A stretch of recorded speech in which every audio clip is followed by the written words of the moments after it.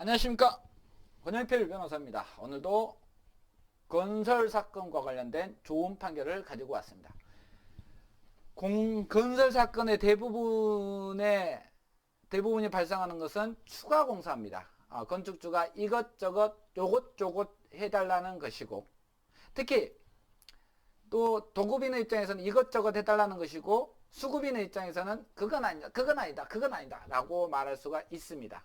문제는 추가 공사에 대해서 어느 정도 합의가 필요한데 그 합의가 존재하지 않은 이상은 추가 공사 대금이 인정될 수 없다라는 것입니다.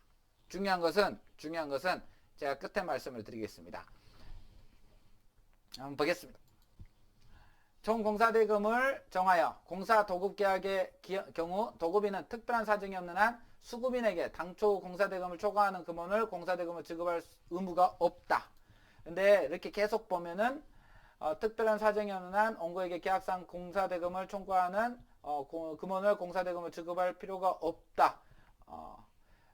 다만 원고가 실제로 추가공사를 했다면 그에 대한 추가공사비를 지급할 의무가 있다고 인정할 여지가 있을 뿐이며, 공사 내용의 변경 추가로 인한 추가공사비의 지급을 위해서 준공된 공사의 내용에 당초 계약에 없었던 추가공사계약이 있었고 그에 관한 원피고 합의가 있음을 전제된다.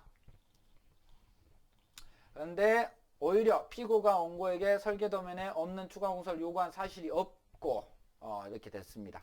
사실 이 사건에서 가장 중요한 것은 추가공사가 있었음에도 불구하고 합의가 없었다라는 이유만으로 청구를 할 수 없냐? 그건 아닙니다.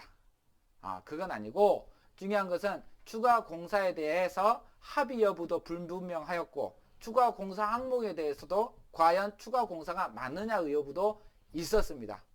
제가 지금 진행하고 있는 사건 중 하나는 추가 공사가 있었는데 어느 정도 묵시적 합의가 존재했고 이것에 대해서 청구 진행을 하고 있는 상황입니다.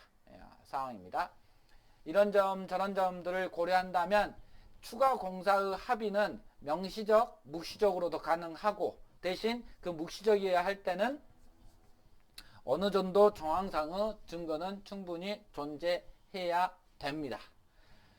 오늘도 수고하셨습니다. 고맙습니다.